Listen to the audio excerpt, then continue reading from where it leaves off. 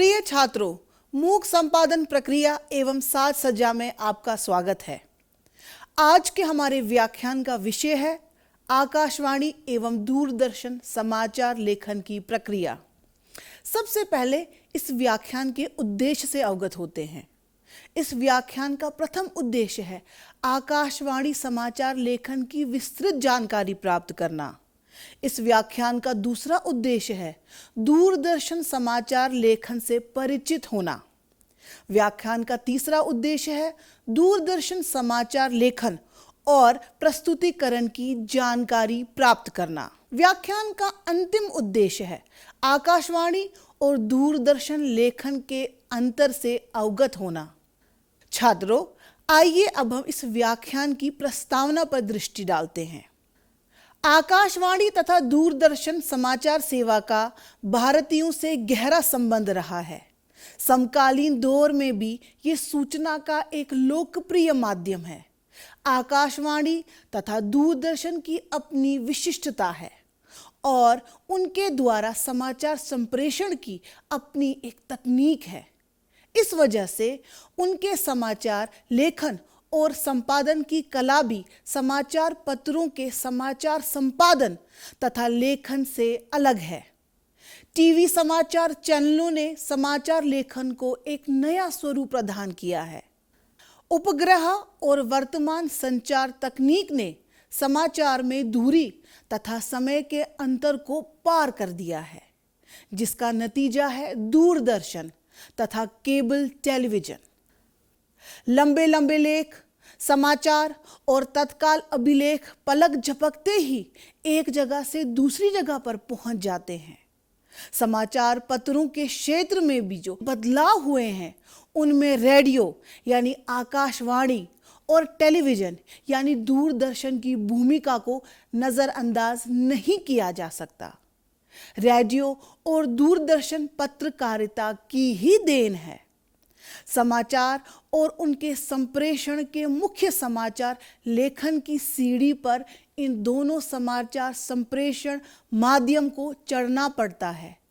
इस व्याख्यान में आकाशवाणी तथा दूरदर्शन के समाचार लेखन की विशेषताओं पर विस्तार से चर्चा की जाएगी। छात्रों, आइए अब हम मूल व्याख्यान की ओर बढ़ते हैं, जिसका विषय है आकाशवाणी तथा दूरदर्शन का समाचार लेखन, जिसमें सबसे पहले हम रेडियो यानी आकाशवाणी समाचार लेखन की विशेषताओं पर चर्चा करेंगे। रेडियो अपनी प्रकृति में मुद्रण और दृश्य श्रव्य दोनों ही माध्यमों से अलग है। रेडियो की भिन्नता उसकी भाषा के संदर्भ में भाषित होती है। चूंकि रेडियो खाली सुना जा सकता है, इसीलिए उसकी भाषा की विशेषता कुछ अलग तरह का ही होता है, या यूं कहे कि उसे अलग ही तरह से प्रस्तुत किया जाना मुमकिन होता है। इस तरह यह भी कहा जा सकता है कि रेडियो की अपनी भाषा होती है। तकनीकी दृष्टि से रेडियो ध्वनियों का प्रसारण करता है। इसीलिए जब हम जनसंचार के फलक में केवल ध्वनियों के जरिए से प्रवेश करते हैं, तो सुनने वाले के मन में एक कल्पना आलोक का सृजन करके उनके ज्ञान चक्षुओं को किसी घटना की प्रतिछवि प्रदान कर सकते हैं। इसीलिए रेडियो में ऐसी भाषा का प्रयोग होना बहुत जरूरी है जो श्रोताओं के मन में विविध बिंबों की रचना करने में समर्थ हो। उसी में रेडियो के माध्यम से संप्रेषण के लिए लिखे गए समाचार श्रेष्ठ होंगे। रेडियो प्रोड्यूसर के पास ध्वनियों की विविधतामय श्रृंखला रहती है। यह उसका अपना तकनीकी कौशल है कि वह रेडियो प्रसारण के लिए सार्थक तौर पर ध्वनि प्रतीकों का चयन करे। रेडियो की शब्दावली 3 प्रकार की सामग्री से तैयार होती है: वाक यानी स्पीच, संगीत सहित ध्वनि प्रभाव यानी साउंड इफेक्ट इंक्लूडिंग म्यूजिक, और मौन यानी साइलेंस। अर्थात वाणी यानी वाणी का रेडियो प्रसारण विशेष ढंग से करना होता है, जबकि वह बिना ध्वनि प्रभावों के भी संप्रेषण की जा सकती है। इसीलिए जो कुछ बोला जाता है वो जितना सरल होगा उतना ही अच्छा और स्पष्ट सुनाई देगा। यह बहुत आवश्यक है कि जो कुछ बोला जाए वो श्रोता के मस्तिष्क में दृश्यात्मक बिंबों का स्पष्ट सृजन करे। मुद्रित शब्दों या वाक्यों को 2 या 3 बार पढ़कर समझा जा सकता है, लेकिन रेडियो श्रोताओं को यह सुविधा नहीं देता। अतः रेडियो के लिए समाचार या संवाद लेखन में इस बात का विशेष ध्यान रखना होता है कि भाषा श्रव्य का माध्यम बनाई जा रही है, वह श्रोता के मस्तिष्क में तुरंत जो कहा जा रहा है उसका बिंब बना दे। इसमें कोई संदेह नहीं है कि रेडियो में वाचन भी लेखन की भांति ही मुख्य होता है। भाषा में अटकाव वाचन को अवरुद्ध करता है, इसीलिए शब्दों से बचना जरूरी होता है जो उनके वाचन को अवरुद्ध करे। इसके अतिरिक्त रेडियो संप्रेषण में श्रोताओं का ध्यान अपनी ओर केंद्रित करने के लिए वक्ता को अपनी वाणी में उतार चढ़ाव तथा ताल यानी टेम्पो और स्वर यानी टोन में भिन्नता लानी पड़ती है। इसीलिए समाचार लेखन में इस बात का भी ध्यान रखना होता है कि लेखक वक्ता को अपनी भाषा में उचित उतार चढ़ाव, स्वर और ताल के सार्थक उपयोग का अवसर दे। ध्वनि प्रभावों के जरिए से जीवन के विभिन्न दृश्यों या घटनाओं को बिंबित करने में मदद मिलती है। इसीलिए वह जब किसी कहानी का हिस्सा होते हैं तो स्वतः ही शब्दों का कार्य करते हैं। ये कौशल प्रोड्यूसर के द्वारा उत्पन्न किया जाता है। मौन या चुप्पी क्षणिक निशब्दता शब्दों के प्रभाव में वृद्धि करता है, लेकिन लेखक को यह भी ध्यान देना जरूरी है कि वक्ता को वह मौन या अवकाश किन शब्दों में प्रभाव पैदा करने के लिए होता है। नाटक हो या वार्ता, समाचार हो या अन्य कोई विधा, रेडियो के लिए लेखन में रेडियो की भाषा की प्रकृति जरूरी ध्यान रखनी चाहिए। इसके साथ ही इन बातों का भी ध्यान रखना चाहिए। पहला विषय के अनुसार भाषा में प्रभाव क्षमता लाने की चेष्टा करनी चाहिए।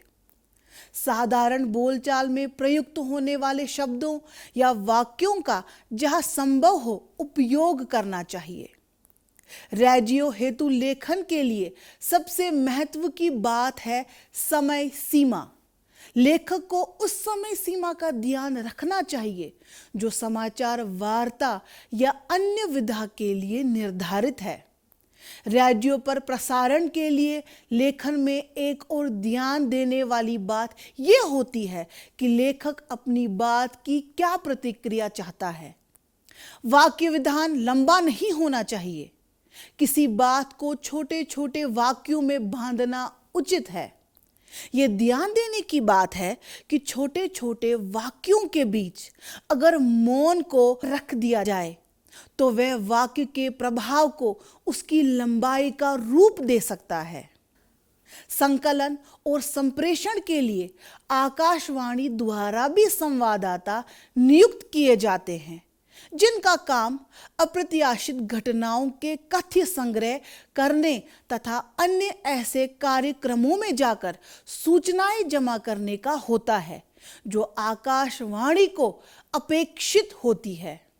संवाददाताओं द्वारा प्रेषित तथा अन्य स्रोतों से प्राप्त सामग्री में से ऐसी सामग्री करना जो संप्रेषणीय होती है, रेडियो स्टेशन में स्थित जनरल न्यूज रूम का काम होता है। रेडियो स्टेशन में स्थित जनरल न्यूज रूम का वही काम होता है जो किसी समाचार पत्र के संपादन कक्ष का होता है। रेडियो स्टेशन से प्रेषित किए जाने वाले प्राय सभी समाचार जनरल न्यूज रूम द्वारा ही लिखे जाते हैं। भारत में आकाशवाणी एक सरकारी तंत्र है, इसीलिए वहां से जो कुछ भी प्रसारित किया जाता है वह निर्धारित सरकारी नीति के अनुसार ही किया जाता है। सभी स्रोतों से प्राप्त समाचारों का अंतिम रूप से लेखन कार्य पूरा होने पर उन्हें पूल में, जिसे हिंदी में समाचार सरोवर कहा जाता है, में रख दिया जाता है।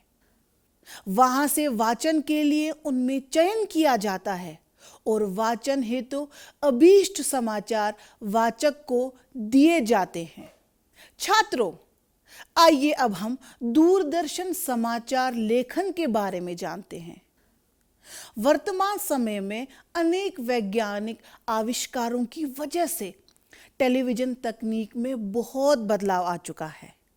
वैसे भी टेलीविजन संचार के कई माध्यमों से मिलकर बना है। इसमें रेडियो तकनीक के माध्यम के जरिए आवाज का प्रयोग किया जाता है। वही रंग बिरंगे छायाचित्रों को भी प्रसारित किया जाता है। गतिमान तस्वीरों को कैमरा में कैद कर लेना और फिर उनको अपने अनुसार संपादित करने की तकनीक भी टीवी के निर्माण में बेहद उपयोगी रही है। यदि अन्य दृष्टिकोण से देखा जाए तो टेलीविजन ने मल्टीमीडिया का रूप धारण कर लिया है। अनेक तकनीकों को समेटने के बाद भी ये प्रश्न बार बार उठता है कि टेलीविजन की अपनी ऐसी क्या विशेषताएं हैं जो इसे अन्य माध्यमों जैसे रेडियो, सिनेमा और प्रिंट मीडिया से भिन्न पहचान देती है। मूल स्वरूप में टेलीविजन का दृश्य माध्यम होना उसे रेडियो से अलग कर देता है। इसमें आवाज के रूप में बोले गए शब्द और संगीत दृश्यों के सहयोगी का कार्य करते हैं। उनका अलग से कोई अस्तित्व प्राय नहीं होता। जैसे समाचारों में यदि किसी खबर के दृश्य नहीं होते हैं तो दर्शकों के लिए वह लगभग रेडियो पर समाचार सुनने जैसा ही होगा। लेकिन यदि दृश्य मौजूद हैं और नरेशन नहीं है तो भी दर्शक उस कथा को समझ पाने में समर्थ होगा। कहने का तात्पर्य यह है कि शब्दों का महत्व दृश्यों को विशेष अर्थ देने में है। टेलीविजन की दृश्य तकनीक इसकी सबसे बड़ी विशेषता है। छात्रों, आइए अब हम टीम वर्क की बात करते हैं। टेलीविजन लेखन को एक लेखक के लिए चुनौती युक्त कार्य कहा गया है। अक्सर साहित्य के क्षेत्र में स्थापित नाटककारों और कहानीकारों का ये विचार रहता है कि टेलीविजन लेखन कार्य उनके लिए कोई कठिन कार्य नहीं है।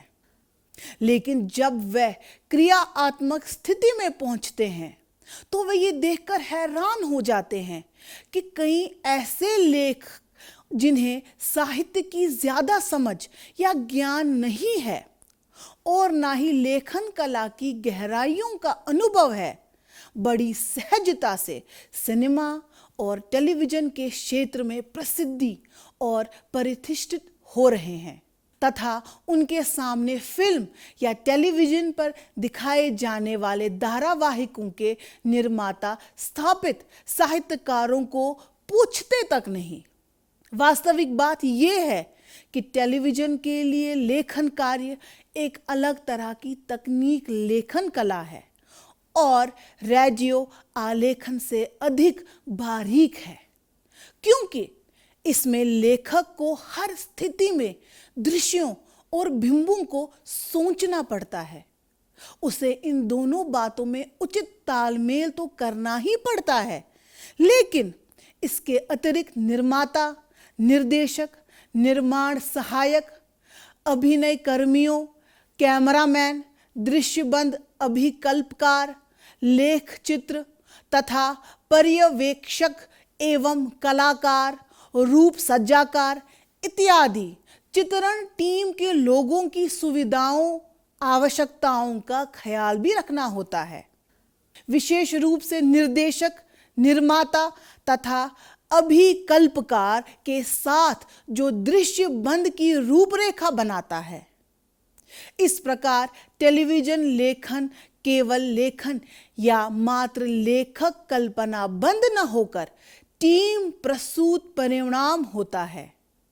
आइए छात्रों, बात करते हैं भाषा की। वैसे तो टेलीविजन के स्क्रीन पर दिखाई पड़ने वाले पात्र वही भाषा बोलते हैं जो कागज पर अंकित होता है। ये भाषा यांत्रिक और तकनीकी वर्णमाला की होती है। जिस प्रकार रेडियो की भाषा का रूप दूसरा होता है, बिल्कुल उसी तरह टेलीविजन की भाषा का विनियाम भी अलग होता है। इस भाषा के शब्द भी बोलते हैं, रंग भी, चेहरे भी, दृश्य तथा उसका परिवेश भी, चुप्पी भी, संगीत भी तथा सज्जा भी। इसीलिए लेखक के लिए ये आवश्यक है कि टेलीविजन की भाषा की प्रकृति को समझे। टेलीविजन की भाषा ऐसी होनी चाहिए जो उसके बिंबों से वह अनुभूति प्रदान करवा सके जिसकी लेखक कल्पना करता है।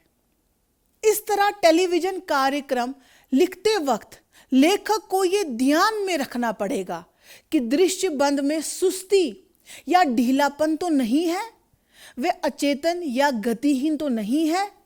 पात्र जो बोलते हैं वह टेलीविजन की भाषा में रूपांतरित हो रहा है या नहीं, दृश्यों में क्रमबद्धता स्वाभाविक रूप से जुड़ी हुई है या नहीं। रेडियो की ही भांति टेलीविजन में भी वाणी, ध्वनियों तथा मौन का सार्थक प्रयोग किया जा सकता है। यदि ऐसे प्रयोग द्वारा कहानी या अन्य आलेख दृश्यों में अधिक प्रभाव पड़ सकता है तो लेखक को ऐसी दृश्यात्मकता पैदा करने की कला का प्रयोग करना उपयुक्त रहता है। असल में किसी भी आलेख के आधार पर निर्देशक तरह तरह के दृश्यांकन की कल्पनाएं करते हैं। उस स्थिति में अधिकतर वे लेखनीय दृश्य बंद या सीक्वेंस में वाणी, ध्वनियों तथा मौन के उपयोग में प्रभाव लाने के लिए उन्हें बदल देते हैं। ये काम कभी संपादन कक्ष में होता है, कभी दृश्यांकन यानी शूटिंग के मौके पर। दूरदर्शन समाचार लेखन और प्रस्तुतिकरण। इससे पहले हमने जिन विशेषताओं पर बात की वह सब टेलीविजन के आलेखों में आवश्यक तो हैं ही, लेकिन पत्रकारिता के दृष्टिकोण से भी जिन बातों का ध्यान दूरदर्शन में रखना जरूरी है वह उनसे कुछ अलग है। टीवी समाचार चैनलों ने समाचार लेखन और उसकी प्रस्तुतिकरण को नया रूप प्रदान किया है। ये स्मरणीय है कि दूरदर्शन द्वारा प्रेषित किए जाने वाले समाचारों में खाली वाचक की ही भूमिका नहीं रहती, बल्कि उन दृश्यों की भी होती है जो दर्शकों को समाचारों के साथ दिखाई जाते हैं।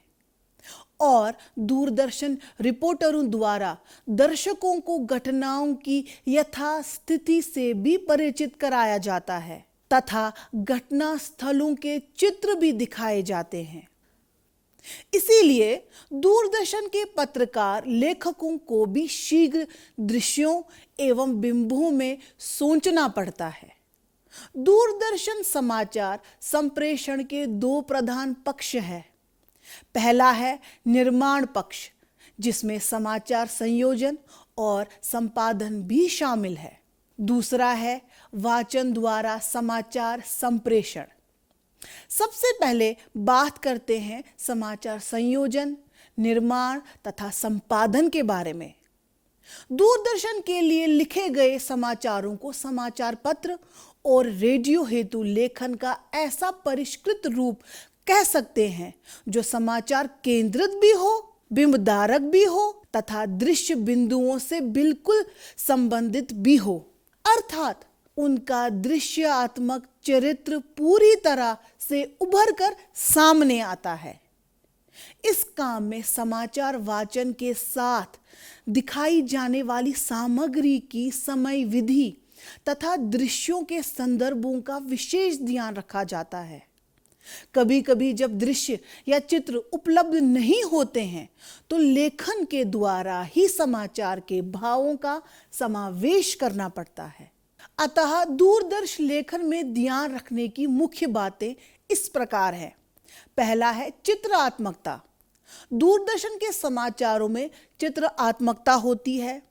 दर्शकों को दूरदर्शन से ये अपेक्षा होती है कि वह समाचारों को चित्रों के माध्यम से प्रेषित करे। दूरदर्शन में दृश्य और ध्वनि दोनों ही विशेष आकर्षण की वस्तु होते हैं।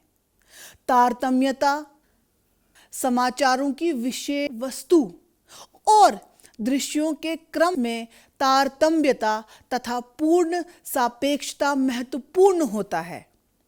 इसीलिए लेखक को घटना इस प्रकार उल्लेखित करनी चाहिए जिस प्रकार वह घटी हो और जिस तारतम्य में उसके चित्रों का प्रसारण किया जाना हो। किसी महत्वपूर्ण भाषण को ज्यों का त्यों दिखाना समाचार प्रसारण में ना तो सही होता है और ना ही दर्शकों के लिए रुचिपूर्ण होता है।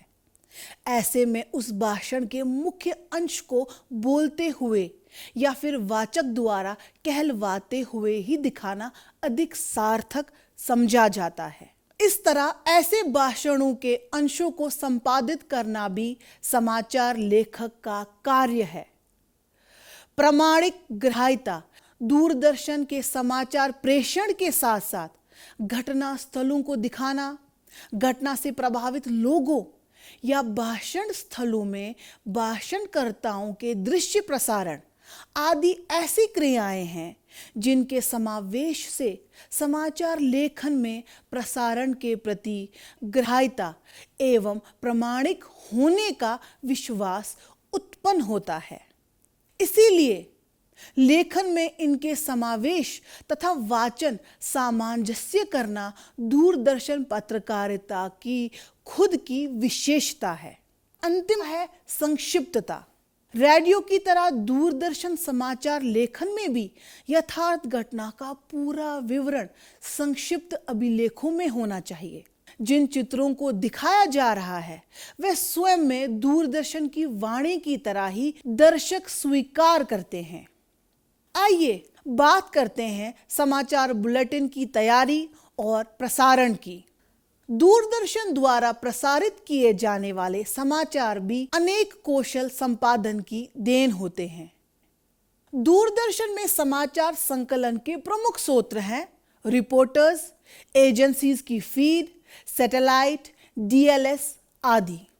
समाचारों के साथ उपलब्ध चित्रात्मक सामग्री जैसे फिल्म, वीसीआर, कवरेज आदि तथा अन्य सामग्री भी प्रसारण काल तक अपेक्षित रहती है। समाचार संपादक का कार्य आरंभ होता है उपलब्ध जानकारी की भीड़ में से प्रसारण योग्य समाचारों का चुनाव करने और उनके साथ दृश्यात्मक सामग्री को संयुक्त करने के लिए उसका संपादन से। इस प्रकार से चयन करते हुए वह प्रत्येक समाचार में लगने वाले समय का भी निर्धारण करता है। समाचार संपादक और समाचार वाचक के अतिरिक्त एक महत्वपूर्ण व्यक्ति और संपादक कक्ष से जुड़ा होता है और वो है समाचार प्रस्तुतकर्ता। ये व्यक्ति संपादक के परामर्श से छाया चित्रों का संपादन करता है और उन्हें क्रम से अलग अलग टेपों पर लगा देता है। यह काम समाचार प्रसारण के लिए निर्धारित समाचार क्रम के अनुसार किया जाता है। इन टेपों के अनुसार समाचार संपादक समाचारों का लेखन करता है। आइए अब बात करते हैं आकाशवाणी एवं दूरदर्शन के समाचार लेखन में अंतर की। आकाशवाणी और दूरदर्शन की अपनी अपनी विशेषताएं और सीमाएं भी हैं। आकाशवाणी में आपको समाचार सुनाए जा सकते हैं, आप समाचार वाचक के दर्शन नहीं कर सकते, जबकि दूरदर्शन पर ऐसा नहीं है। दूरदर्शन पर समाचार वाचक पर्दों पर दिखाई देता है। इसीलिए यह स्वाभाविक है कि आकाशवाणी और दूरदर्शन के समाचार वाचन में जिस प्रकार अंतर होता है, उसी तरह उनके लिए लिखे गए समाचारों में भी भिन्नता होती है। रेडियो के लिए तैयार समाचार बुलेटिन की भाषा एवं दूरदर्शन के समाचार बुलेटिन की भाषा में अंतर होता है। हालांकि दोनों की भाषा ऐसी होनी चाहिए जिसको लोग आसानी से समझ सके, लेकिन दूरदर्शन में वाचन के साथ दिखाई जाने वाले यथार्थ दृश्यों में उसके लेखन का समन्वय एक अतिरिक्त प्रकरण है जो वाचन के बीच में समाचार के साथ प्रकट कर दिया जाता है। तकनीकी दृष्टि से रेडियो प्रसारण केवल ध्वनि का प्रसारण है, जिसे समझकर समाचारों के कल्पना लोक का निर्माण करना श्रोताओं का काम है। रेडियो समाचार लेखन की यही विशेषता होती है कि वह ऐसी भाषा में लिखे जाते हैं जिससे सुनकर श्रोता तुरंत समझ जाएं। उसे समझने के लिए श्रोता को अपने दिमाग पर ज्यादा जोर न देना पड़े। रेडियो लेखन ऐसे रूप में किया जाता है कि उसके शब्दों में ध्वनि प्रभाव पैदा करने की शक्ति हो, उसमें ऐसी सहजता भी हो कि वाचक को अपनी वाचन क्रिया में समाचार के उतार चढ़ाव में प्रवाह उत्पन्न करने का भी अवसर रहे। टेलीविजन का लेखन एक टीम की जरूरी अपेक्षाओं से नियंत्रित होता है। उसमें लेखक को निर्माण सहयोगियों की सुविधा का ध्यान रखना होता है। टेलीविजन की तकनीक का लेखक की भाषा से सीधा संबंध होता है। आकाशवाणी तथा दूरदर्शन दोनों ही आम जनता को सूचना एवं जानकारी देने के लिए समाचारों को प्रसारित करते हैं। इसीलिए यह जरूरी है कि उनका प्रसारण आम बोलचाल की भाषा में होना चाहिए। दोनों के समाचारों की भाषा सहज तथा प्रवाह युक्त होनी चाहिए। वाचन क्रिया उसे सहज भी बना देती है। ये बात वाचक के बोलने की कला पर आधारित होती है। बहुत से श्रोता या दर्शक किसी खास वाचक की वाणी सुनने के लिए समाचार सुनते हैं। वाचक फीके समाचारों को भी अपनी कुशलता से उसमें गति पैदा कर देता है। आकाशवाणी की वाचन प्रणाली और दूरदर्शन की वाचन क्रिया अलग होती है। दूरदर्शन में वाचक की वाणी द्वारा प्रसारित किए जा रहे समाचारों के साथ घटनाओं या हालातों के चित्रों का संयोजन भी रहता है। अतः दर्शकों का घटना के पात्रों से सीधा संपर्क भी जुड़ता है और भावात्मक बिंबों का सृजन होता है। निश्चय ही समाचारों की दृश्यावली के साथ वाणी का सामंजस्य रहता है। समाचार वाचन के बीच में समाचार से संबंधित दृश्यों को दिखाने के अंतराल में वाचक को कुछ आराम मिलता है, लेकिन आकाशवाणी के वाचक को यह सुविधा उपलब्ध नहीं होती। अतः उसे अधिक सजग रहना पड़ता है। रेडियो पर प्रायः 15 मिनट का समाचार बुलेटिन सबसे बड़ा होता है। इस बड़े बुलेटिन में 2 विराम होते हैं। इससे छोटा बुलेटिन 10 मिनट का होता है, जिसमें एक विराम होता है। सबसे छोटा 5 मिनट के बुलेटिन में कोई विराम नहीं होता। प्रति एक बुलेटिन में विराम 5 मिनट के अंतर पर रखे जाते हैं। आकाशवाणी या दूरदर्शन पर समाचारों की क्रम पद्धति समाचार पत्रों की विधि से अलग होती है। रेडियो से प्रसारित होने वाले समाचारों तथा समाचार पत्रों में प्रकाशित होने वाले समाचारों में न केवल संरचना और लेखन के स्तर पर अंतर होता है, बल्कि उनके क्रम में भी अंतर आता है। रेडियो पर संक्षेप में अधिक से अधिक समाचार दिए जाते हैं, अतः उसका निर्धारण भी इसी योजना से किया जाता है।